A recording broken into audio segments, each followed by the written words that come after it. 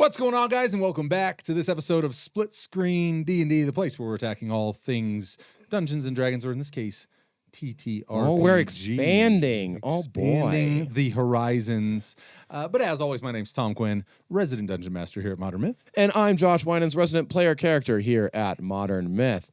Well, oh boy, Tom, do I have a subject in mind for you today. I want to be able to focus on what you're saying, but the sweet aroma of cherry wood is... Oh, do you smell that? Oh, that's nice. Oh. That's nice. Well, hey, what are you using there, Tom? I'm so glad you asked. This shameless plug is actually for one of the many pieces of kit that are going to be showing up very, very soon. We're hammering out the final details over on patreon.com/modmyth. But you'll be seeing these whiskey smokers showing up both on the Patreon side as well as giveaways, what have you else coming down the pipeline for all of you who are 21 and older. Yeah. Otherwise, it can be used for smoking juices. And anyways, let us continue. What do you got on the roster for us? Well, I here, thought we could talk about alignment today, yes. but we've already talked about alignment. Oh, that's true. We have talked. We about don't really know what we've done. have you? I don't know anything about what's going on. Well, I was well, I figured it not alignment so much as chaotic good, blah blah blah blah blah, but like alignment at the table between player character and DM, and oftentimes the misalignment that can Yes. happen between the two groups. The misalignment. Mhm. Before we get into misalignment, yes. We are perfectly aligned with you beautiful people at home. You guys are crushing it. But for those of you who are just slightly out of alignment, now's your time to smash that like button, hit that subscribe, hit that bell, hit the notification, hit the share, do the stuff, go, you know the places, Yeah. get it all, do it all. Actually, I want to add to the kind of the spurring on of this topic that this really was, for me anyways, heavily influenced by a comment that came through from, and forgive me if I am botching botching the names here. I'm doing my best. You embarrass us constantly, Tom. Jeez. But I believe the pronunciation Andrew Deutzman. Okay, I'm sorry, man. Correct me down. Can't help ya. Correct me down in the comments. But just delivered a really, this was on the Return to the Dungeon video, the second to last video from season 1, and it was a surprisingly kind of sincere and like maybe I'm way off base, but seemingly like a pretty heartfelt examination of that experience of being a DM who has like passionately set up your dungeon. You're so excited, only to find that your players have no interest in dungeon crawling. Yeah. And kind of the comment continued on to really talk about that that misalignment. And I almost immediately I wrote him back in the comments and said, I love this comment. There's an episode here, so let me really get back to it in the episode. And here we are. And here we are. Wow. Here we are. It's a circle of life, baby. Man, it's I'm not even gonna try to open that opening Yeah, riff you to do Lion it. King. I'm not doing it. No, I'm not doing it. I'll do it randomly sometime during the episode. Or sometime during the season is fine. It's We don't have to do it. Don't waste it on this. Okay. don't waste it now. But yeah, I think this is a really good topic and one that spans many a table and not just because we are again expanding. I'd even add, I think it spans every table to some extent. You as a DM and your players aren't perfectly aligned in Probably not. what you come to the table for. Mhm. And to some extent, it's one of the beauties of TTRPGs is I can sit down and play game XYZ. You know, I can jump into World of Warcraft and my experience will be precisely. I'm not governed by other people's experiences. And in some regards, I think you end up experiencing portions of the game that you may not naturally reveal to yourself in trying to find that common ground with the other side of the screen. And I think that that's a good thing. I mean, much like exploring other systems within whatever system you're playing. If I am injecting elements into the game that I really get a lot out of, that you guys maybe wouldn't have asked for as just like a, hey, we got to do this. Again, that's not to say all of them will be hits. You might go like, yeah, I'm just not into puzzles. Doesn't matter how many you're probably. Sorry, yep, that's me. Yeah, I know you're not a puzzle guy, but the other thing is I think there are probably some things that you are on the fence about, or maybe just haven't even really considered as a way of engaging with the TTRPG space. Right. And we can both kind of bring those to the table in finding that middle ground. Right, and it's I shouldn't say like I'll die before I do a puzzle. It's just not my favorite aspect of the game, and I very rarely. So do that. next session, a bunch more puzzles is what you're kind of getting at. But if we play with my wife, absolutely, because that's her favorite part. But Ooh, the smooth flavor of cherry wood in this whiskey is. you already did your shameless plug, buddy. Oh, You only sorry. get one. You only get one. So, Right. but so I think you hit on something that I was thinking about when you were presenting this topic to me, and that's really realizing that when you all sit together at a table, DM and PC, is this you're not just sitting in an isolated bubble. You are entering into a relationship with everyone at the table, PCs and DMs alike, and that.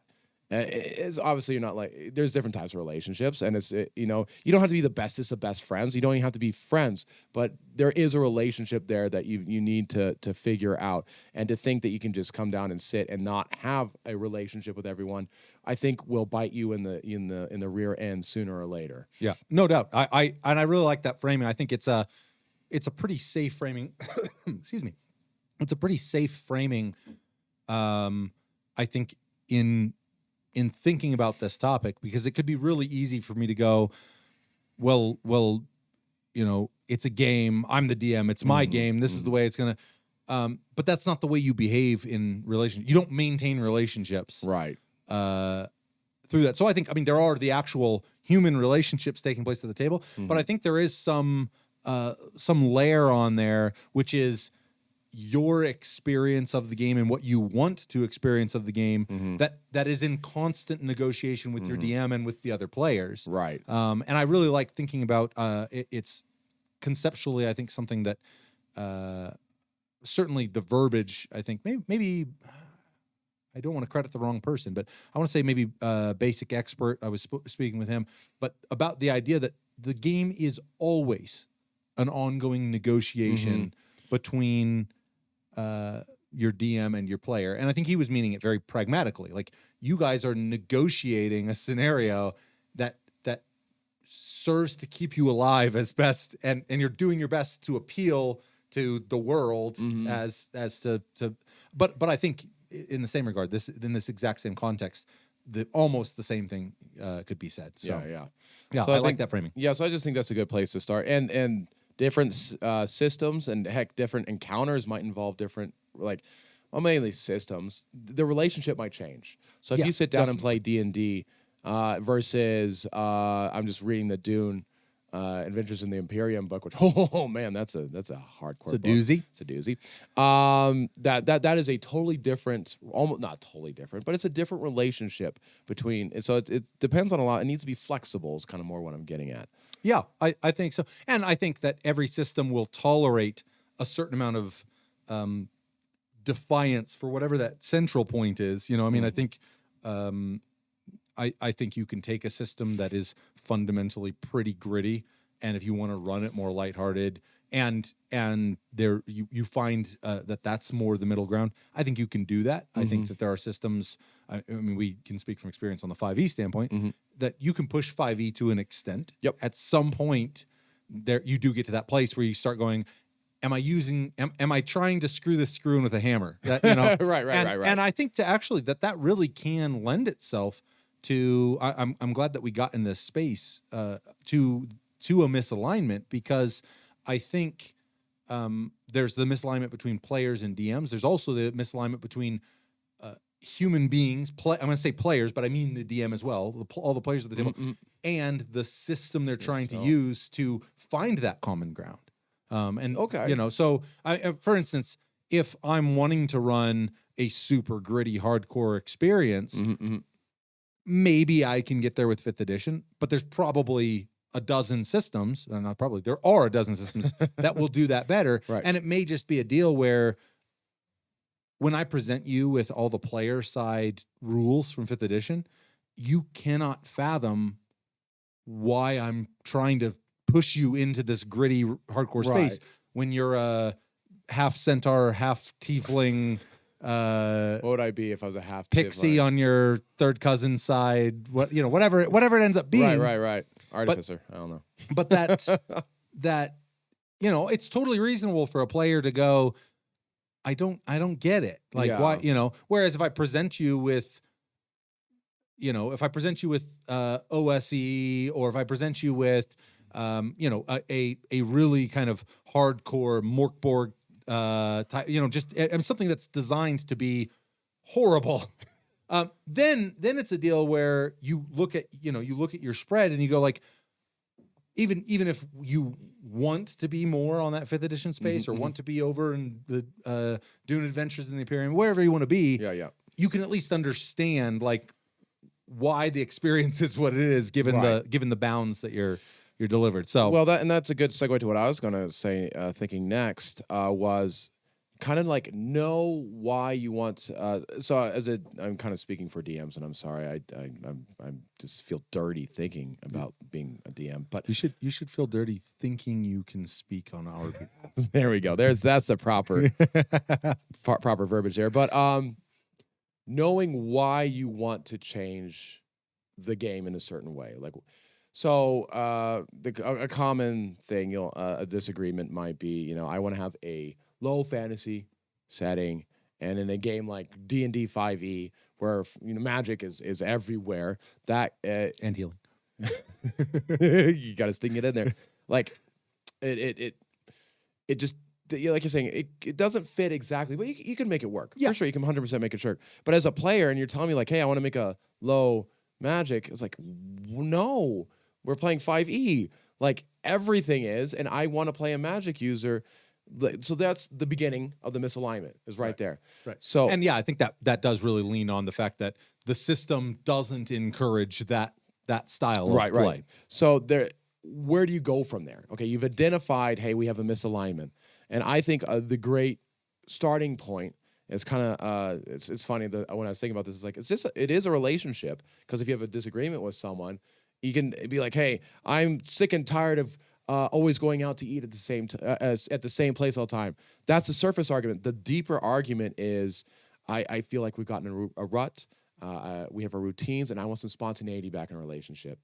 And this is kind of the same thing. We're like, it is Tuesday. But like getting deeper, why do you want a low magic setting? Well, maybe you want your gritty. Maybe you don't want like magic constantly saving these heroes. You want them to feel mortal. And the high magic doesn't really allow that as well. And then when you tell me that, I was like, oh, I can get behind that now. Now that I understand, it's not like you just want to screw me because I want to play wizard. There's something you want to get out of this game. Yeah. And I think you touched on two things there. One, being in a position where I would say especially in the 5th edition space, but we'll have to hear from some commenters chiming in. I think there are vast swaths of people who pay lip service to the notion like, oh, the DM's a player too. Like it's important that they pay lip service to that notion. I love being a DM. I really like. Again, it's very infrequently, if so at all, weird, man. Well, it's just a deal where, like I think there are some people who, again, they get burnt out. They're longing for that player seat. Yeah. It's super rare that I'm sitting in the DM side and I'm going, man, I wish I didn't have to run this game. Like I love running the game. So I can't really speak to not. I'm also pretty. You are pretty. Thanks. I'm pretty flexible, I think, in terms of like I'm not hugely sold. I mean, anyone who's followed this channel knows that I have my gripes with some of kind of the core things about the 5th edition system. Few, but I mean, it doesn't ruin the experience for me. It just it clearly is delivering a different experience, and I think that idea of one, like as a DM, being able to say to your players, like, the reason that I want to run this, maybe we're running a short campaign, maybe we're running a segment of our current campaign, maybe we're starting a whole new campaign, and I'm going, hey, what do you guys think about doing this as like a low fantasy vibe? Is to be able to say like, this is this is the foundation for why I want to do this instead of, and again, I think it would be a perfectly reasonable request from the other side of the screen to go, well, are you sure 5th edition's the right place to do this? Right. Because I mean, kind of like we've talked about on a number of other episodes, if you present someone with 400 options and 380 of them are high fantasy related options, telling them, hey, what do you think about running a low fantasy, is like saying, can you run with these other 20 options? Right. Whereas there's a system out there that has tons of options, or in some cases a lack of options, which there's a whole conversation on how that might mean more options. Right. That facilitate that beautifully. And so I think I really do think that it shouldn't be slept on that some of the misalignment that's being generated in the group might the fulcrum of that misalignment might be the system itself. So it's That's actually a good point. It's worth an examination. But should you find that, hey, we all know this is the system we want to play, and we do just find that we want different things out of that. Again, I think you as you outlined, you're in that relationship space. One option is to go like, fuck you. We're not running high fantasy. I'm going to go, I'm out of here. I'm going to go find someone who gives me all the low fantasy I need whenever I want it. Like, whoa. That is one way to respond. That is one way to respond. And I'll say, I guess if it's your 9th campaign and you voiced this desire the other 8 campaigns and it's never been received or heard, maybe that is the time to do it.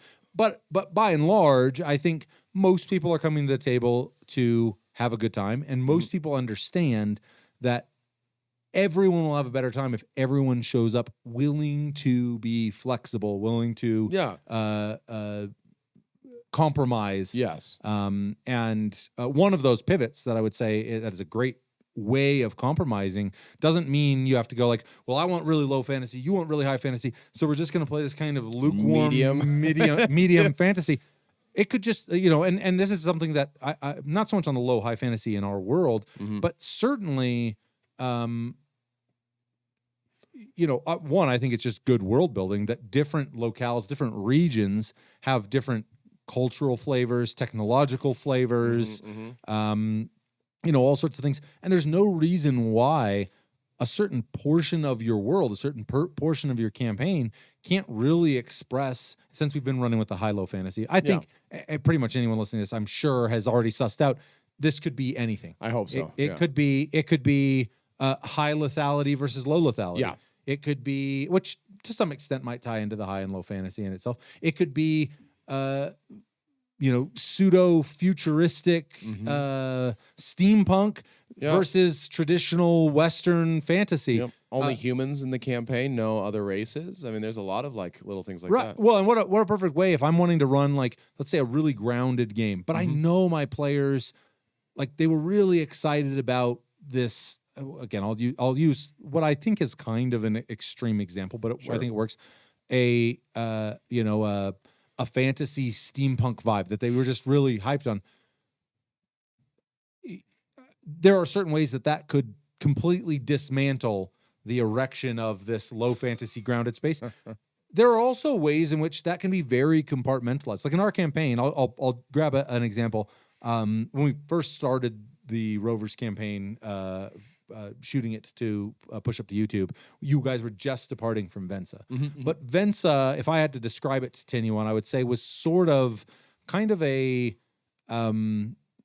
dark little Eberron is a good way, I guess, of thinking about it. It was very much kind of a very high magic and kind of technological civilization. And I instantiated that as a space that was not an easy place to get to. It was not a common pass through. It was somewhere you really had to seek out.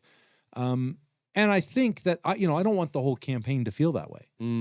But it didn't mean that I couldn't achieve that in a certain place. And there's no reason that as a DM, if you're running a campaign and you know that there's elements in terms of trying to find that compromise, whether they're elements you love as a DM and you know that by and large your players, it's not their go-to, or or the other side of that it's something your players really are excited about, there's no reason you can't find some segment of your broader campaign that really expresses, that flavor, that tone, that that a space that just the broader campaign, maybe as a group, you couldn't come to an agreement that this is really where we want to spend our next 6 months, year, whatever. Right. And you're talking about location, which made me think of like how else we could look at the scope of what you're talking about.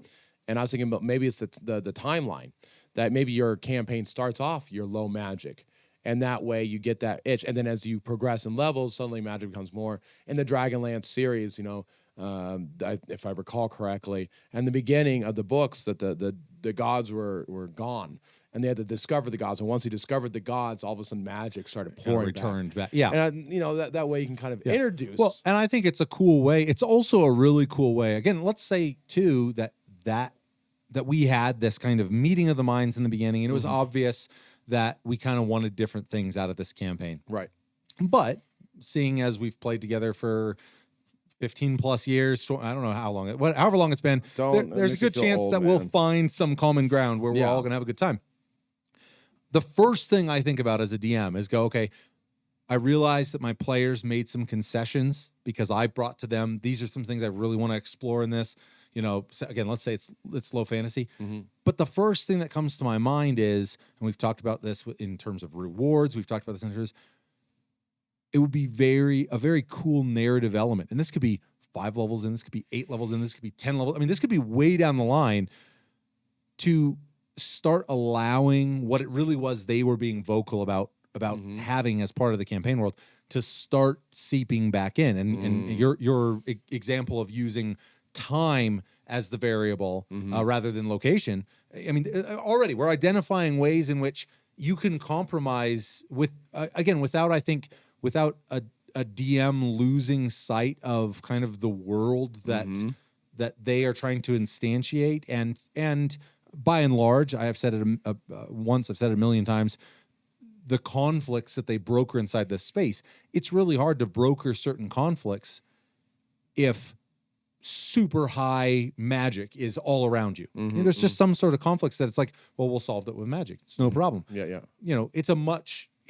So I think that in the spirit of creating interesting conflicts, there might be conflicts that play out in the early portion of your campaign that by the time the players are, halfway through the campaign, level 10, level 15, wherever it is that they are, that they look back and go, man, if we had access to all of this back then, not just from their level ups, but narratively, something has leached its way back into the world that simply didn't exist in their part. That they go like those early problems that were big problems for us. If we had the gods, if we had the arcane, if we had the other direction can work too. I mean, what a cool ticking clock for the party to know that magic is seeping out of the world. Yeah. And again, interesting conversations to have with casters in that regard to go, at some point you're going to begin slipping into different class space, different role, whatever. Yeah. And hearing you talk about this, it's like, well, one thing we harp on this, not every episode, but probably like every other episode, that there has to be that trust at that table. That when you tell me, come season 2, I've really started thinking that trust isn't that important. I know this seems like a 180 from everything else I've said. Yeah, it is a little 180 from everything you said before. But that Kel's dead, by the way. I saw it coming a mile away. Rocks fall. He's dead. Dang it! You got me. Sorry, I didn't mean to derail. No. But I think I have an idea where you're going. You were talking about trust being an important part of that equation. So keep rolling with that. That if I trust that if I say like, hey man, hearing your ideas, that's not really what I want to get out of the game. I'm trusting that you're not just in one ear and out the other. And it'd be nice if you validated it and be like, hey man, okay, I hear what you're saying. Don't worry. I will take that into account, and I just really want to try this low thing. Just trust me, things are going to be okay. If we have that conversation open and honest, I don't think it'd be a problem. And as long as you deliver on it, of course. Yeah. And again, I think that's another really important thing with in the context of misalignment. is that exact conversation that you kind of outlined is the party. Let's say this is an entire table of players, and we're all having likely what amounts to something like a session 0 or however you begin organizing your new campaigns. Is that as those ideas are being reciprocated, that if you come to a consensus, like you guys have kind of signed a verbal contract, like, hey, we're about to spend the next 6 months, year, what have you, and just like you How said, many years have we played? Like if 2, well, 3 years? this is we're going into the 4th year on the Rovers campaign. Dang. Big time. But it's a perfect example of if I go, yes, I hear everything you're saying, this is going to be awesome. I've got some great ideas. Like this is going to be cool. And vice versa. You hear what I'm saying, and we both. Well, then if we start that campaign, and none of that is being delivered on, that's I think in both directions. Like, obviously, as a DM, part of me enjoying being a DM, I don't know. I'd love to hear. I'm going to put a poll out. I'm going to put a poll on YouTube. Ooh, you watch a the poll. poll. Yes, we can do that now. Wow, the it's so power. sweet. It's so sweet. You know, until like 30 people just dump off the subs and we're back to not being able to. I don't even know how that works. Don't do that. Don't do please. it. Don't do it. But it's also a deal where, again, you guys have come to this agreement. So I really think it's something where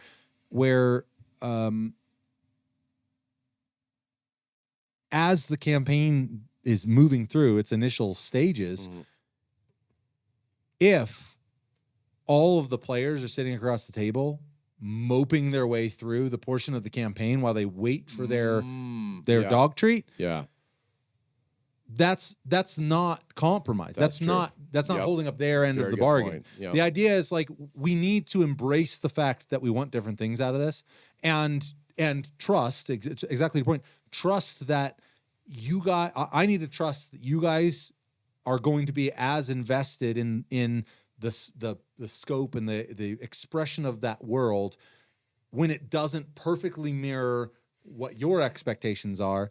And you need to trust that I am going to try to find ways to validate those, Yes. you know, the aspects of the game that you really, to some extent too, it should be said that if I am a DM who goes, like, what I want to run are, you know, grinder, funnel dungeon, you know, just screaming death and misery, Yay.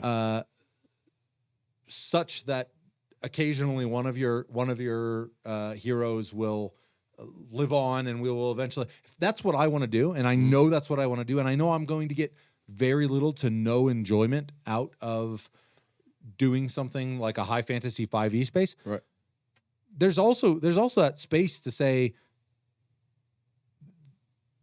this may not be your table, this may not be your group, or this may not be your only group, is one of my points too, is that if we started our next campaign, and I said, hey guys, I'm really wanting to run this low fantasy vibe. I think it's only going to be like a 3 or 4 level deal. It's kind of a shorter campaign.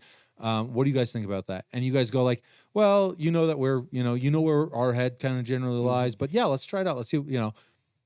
You guys might also go, I need to scratch that high fantasy itch, or I need to scratch that. Maybe I'm running a 5th edition game and you need to scratch the OSR itch, or you know, whatever it is. There's nothing about one relationship. We've been talking about this in relationship terms. You know, there's nothing about this group of friends that stops you from having that group of friends. That's very true. And especially, I would say, as a DM. Are you cheating on me, Tom? Especially as a DM, I would say that it's getting close to Valentine's Day, and I really wanted to break it on the day. Oh, you're a classy gentleman. Watch for that special Valentine's episode. But I think this is especially true for DMs. I can't speak. Well, I'd love to hear your thoughts on this. Yeah. But I think also because I think generally speaking, it's far easier for a DM to go, hey, I want to start another table. Yes. And they just start another table. Yes, I think it is easier. So in that regard, as a DM, if you are running a game, like, I mean, it's a great example. I love the Rovers campaign. I mean, it's my main squeeze. Yeah. Yes. You're coming back, huh? It's I'm like I said, we will have the conversation on the Valentine's episode. But it doesn't change the fact that like, and it's not so much from a place of discontent. It's from a place of exploration. You can, I can't not violate the contract that we've set up in the Rovers campaign and wildly explore other aspects of gameplay. It just, you can't do both. Yeah. So that would be a really strong opportunity as a DM to go, hey, do you have other players who want different things out of the game? Well, cool. I mean, obviously running the game is a big responsibility in and of itself. So running 2 games, even more so 3 games, and but if you are feeling like, man, I really want to scratch that XYZ itch. I, for one, have been just jonesing to run Symbaroum, and I've been jonesing to run the Burning Wheel. And I can't, there's no way I can go like, hey guys, for these next couple levels, we're just going to run Symbaroum instead. Like it's not fair to you as players. Right. It would undermine the trust that I, as a DM, entered into a contract that we are going to deliver what we are delivering. And I wouldn't want that to change. That's the other thing, is it would change the Rovers experience. Yeah, exactly. And so taking the opportunity to find where, like, if you really have identified a misalignment and just go, like the original comment, just go like, man, I love building dungeons, but my players don't like dungeon delving. That's just not what they want to play a more city-bound political intrigue game. Great. There are players that do love delving dungeons. So rather than trying to convince your current play group that they should love dungeons, because they are not going to convince you that you should not love building dungeons. Right. Maybe there's an opportunity to go, okay, this is a place where we are misaligned. Yeah. But here's a place where that other alignment, lines up perfectly with these players. And that could also go for DMs too. I'm sure there's many people out there who multiple people within their group are DMs, or they know multiple DMs. That might be a way of appeasing that misalignment. Right. Without having to really butt heads and grind within just that one table space. Right. I don't know, what are your thoughts as a player on that? Yeah, my first thought is like, well, if I'm spending the time, I kind of want to get because as players, I don't know if this is true or not. I feel like we can choose. So like, if you're all of a sudden like, you have to elaborate on that. What do you mean by we can choose? So like, if you're doing a game that I not particularly want to do, and the itch isn't getting scratched. I'm just trying to think. I think similar situation. The problem is like I'm trying to think and not have any experience with it, because you pretty much run games that I like playing. So I haven't really been like, oh man, I'm not getting this itch scratch. So I haven't really, but. Well, let's say for instance, you just had the itch, like, because I'll be here. Maybe I'm way off base. If I had to guess, every now and then you wouldn't mind running some beer and pizza D&D. Yeah. Just destroying monsters, room after room, slaying things. Not having to worry about the bigger problems of the realm. Right. It's this one. Not having to get my accent just right. Yeah. You better step it up. I'm trying, Thomas. Trying. Look, I forwarded you those links to the community college acting program. I've started. I've already spent $3,000 on lessons. So here's hoping I can pull it off in the next session. Right. Well, it better be money worse. Yeah. No, but so as a perfect example, Yeah. like, it may not be something that's digging at you like, man, like if this doesn't get injected into the Rovers campaign, it's gonna be a problem. Yeah. But if you came to me and said, hey, what would you think about just running some beer and pizza D&D? I would go, say when. Like, Yeah, but that would be the DM. So as a player, to find a table, I think is a little bit harder than the DM saying like, you know what, I want to do a survival horror sci-fi. All right, cool. Hey, maybe there's even a person at your table like, hey, do you want to run a sci-fi horror thing? He's like, oh God, yeah, that'd be perfect. Hey, do you have any friends you think that, not these guys, but other friends? Boom. You got it done in like 2 seconds. Yeah. Oh, well, I think it is definitely a bigger undertaking, but it's also something I would say that I think you're highlighting is there may be all sorts of ways where in this campaign you are misaligned with but you may find that 2, 3, 4 people that are at your current table would also love to run a sci-fi horror campaign.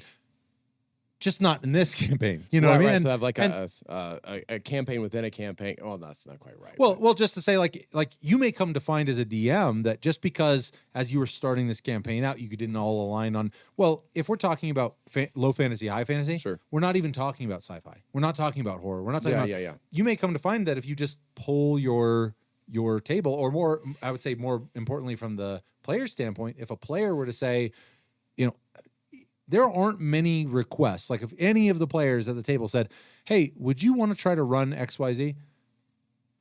I really struggle to think of a scenario where I wouldn't go like, "I'll give that a shot. Yeah, let's do it." Okay. I mean, and so players may also find too, if they're feeling like, "Hey, there's an aspect of the game I'd really like to explore more, but this clearly isn't the right space to Right. do it." Your DM may be wide open to doing something on the side. They Right. may also be barely treading water as it is. So Yeah. so there's that consideration And too. then But that just made me think like, okay, if as a player character I want something different, well then it's time maybe to switch hats a little bit. Try to DM your own high fan. Okay, try to do that. Kind I of love that. I hadn't considered that, but I love that segue of. And in many regards, it's probably one of the motivating factors that moves a lot of players to the DM chair Mm-hmm. is that desire to reach out and grasp something that they just don't have from their current game. They might Yeah. still be a player in that game and Right, love right. that game, but they go, "Man, I've always wanted to explore." I wasn't you know. going to be a god and have my NPC be the best of all the PCs and I've always wanted for my players to hate coming to my game, but show up anyways because I play in the 3 other games with them. No, but I think that that's a great suggestion. And in fact, when you talk about the difficulty of doing that transition as a player compared to a DM, what a perfect catalyst to say, instead of going to your DM and saying, "Hey, how would you think about running this?" Go to your DM. I promise you, if you go to your DM and say, "Hey, I've really been thinking about wanting to run a survival horror. Would you want to play in that?" I promise you, 99% of your time, there's not a DM in the world. And the thing is it doesn't matter how much you love DMing. It's just not that common that you're approached by someone wanting to DM you. right. And so it's one. It's hard not to get sexual with that one, dude. We're encroaching on 40, but don't worry. We will maintain the humor of roughly 11-year-olds. Yeah, that's what we bring to the D&D space or tabletop RPG. We're branching out. That's right. Yeah, so one thing, one last point, and then I think I'm ready to kind of Yeah, I get think into I'm summary ready as space. But we touched a lot on the nature of compromise in TTRPGs and doing what you can to find that alignment where you can. And acknowledging that you're not going to align perfectly, and that's cool. Like, Yeah, again, I think actually it's a good thing. Yeah, well, because you're human beings. I mean, yeah. Yeah. Like I said, I just think the ways in which it will test you to experience the game in ways you would never allow yourself to experience, you may come to find that you actually like things about the game that you wouldn't have asked for, both running it and as a player. That is not to say, though, that there aren't spaces where you simply go, and I kind of touched on this on the DM side anyways, where you can just go, "What you guys are asking me to do, I do not want to do. I have no interest in running that game." Mm-hmm. Yeah, I think that's important. And I think Boundaries is what it's called. Another Boundaries. boundaries. You're welcome. Mm. Yeah. What are those like? You're a DM, dude. That's all you are boundaries. It's well, yeah, I guess that's true. I do know what that's like. But I think again, I love your pivot because this hadn't been the natural pivot. I think it's a great place. If you guys all sit down and you're going, "Hey, we're starting our next campaign," and your regular DM, your forever DM, Jess goes like, "Look, guys, we did high fantasy. I just don't want to do that again." Yep, not for the 8th time in a row. Yeah, if the entire rest of the table goes like, "We do really want to do high fantasy still," that is the perfect time for one of those players to go, "I'll run the high fantasy." There you go. Yeah. And it's not a matter of, and now that DM then has a choice. Like, do I want to be a player in high fantasy? They may still go like, "I wish you guys all the best." Right, But take a there's there's a break different thing that I'm wanting to do. Yep. But I do think that both as a player and as a DM, acknowledging that like there's just going to be some games you're going to get so little out of it's not worth your time. I think it's better to acknowledge that than to be the guy who misses every third session and then stops showing up altogether and always has a whatever going on. Life is good.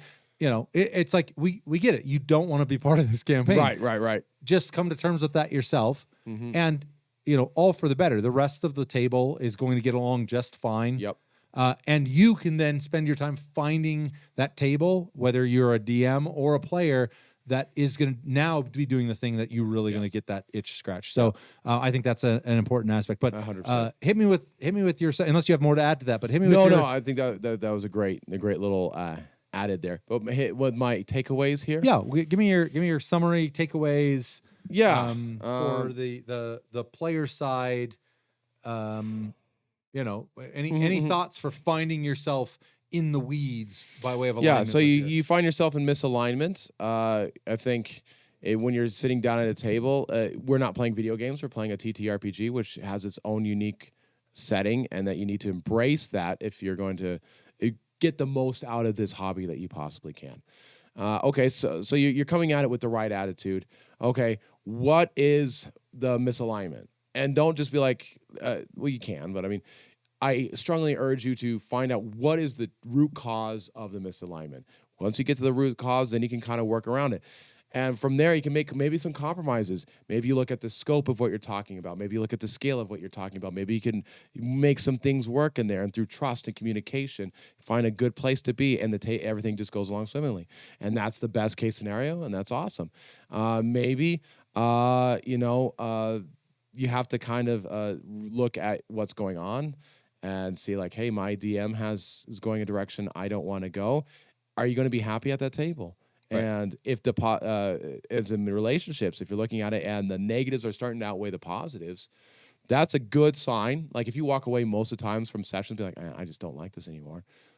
That's a really good sign that you probably need to get out of there before it gets worse and worse and worse. Yeah. And then, hey, find another table. That's one thing. And I finding the DM hat and putting it on your own head and trying your own thing. That's a huge. I don't know why that wasn't one of my first thought processes, but I really like the idea of that being a natural segue for a player. Yeah. Summary for me, I mean, so much of what you said, I think, lands on the DM side. The first real summary is the smooth cherry. One smoke. per episode. God damn it. Okay. I would echo virtually everything that you just outlined, and I would also yeah, I don't even think I need to repeat it. I think you pretty much nailed that aspect. Damn straight. It would have sounded better coming out of a DM's mouth and probably more cohesive and congruent to the world at large. But that's neither here nor there. No, the only point that I would add to that is that realizing that there's a misalignment is a good thing. It really is a good thing because like I said, the likelihood that everyone at the table is perfectly aligned is next to zero. Right, that's a good point. Good point. And if, like you said, that misalignment has pushed you to the point where you think maybe it's time to, as a DM or as a player, that shouldn't be a contentious process. Mm-hmm. I mean, if everybody understands that at their table, anytime they're sitting down, what is transpiring is the middle ground. Mm-hmm. Now that middle ground might be, you might be a fraction of an inch difference, but you're still finding that middle ground. Yep. Or you might be miles difference and you're finding this middle ground. Mm-hmm. And like I said, could be some really great experiences in parts of the game you wouldn't have subjected yourself to otherwise. But realizing that you are always playing in that middle ground space, it should be not unreasonable for someone at some point to say, hey, this middle ground is just further from where I want to be at the table. And that's cool. I mean, like, again, as a DM, if someone said, hey, this isn't the campaign that, this really isn't what this isn't where I want to be. This isn't the more power to you. Mm-hmm. Like it's far better for our table and whatever table you end up at Mm-hmm. that you acknowledge it and do it than pretend you're having a good time. I mean, it is very apparent I think to everyone at the Yeah. table when a session is rocking and not and just it's on and going, and when a session is It feels you know. dirty almost, and not the good kind of dirty. no, it's a bad kind of dirty. the bad kind of dirty. So that's the biggest thing it is not a there's nothing pejorative about that process. There's nothing, in fact, it should be expected really to some extent. Everybody should be wanting different things every time We they're all have sitting down at the autonomy. table. We all have our own. Yeah, absolutely. Express a little agency, a little player. Wow, agency. that was like one of our first throwback. episodes. I It's still think. one of my favorite episodes. Yeah, it by was the a good way. one. So if you Check haven't it checked out. that out, jump back. Give it a See, million we're views. We're getting on the same wavelength. Tuesday. You got anything? You got anything else? I think we're good, brother. I think it's. Can I just hand you an open mic? Am I going to regret this horribly? Yeah, probably. Okay. I well, fail these more than I succeed on these. It's Right. there you go, sir. The world is yours.